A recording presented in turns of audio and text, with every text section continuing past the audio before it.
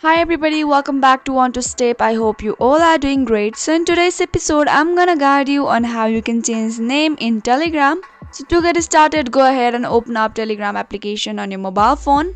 Now the user face will appear like this. What you have to do is tap on settings, which is appear on the bottom right corner. Now on the settings you can see the edit option on the top right corner. Go ahead and tap on it. On here you can see your name. You can just go ahead and tap on it.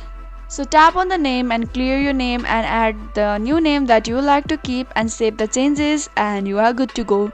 So if you found the video to be helpful and informative, go ahead and subscribe to our channel and also press the notification bell for more updates.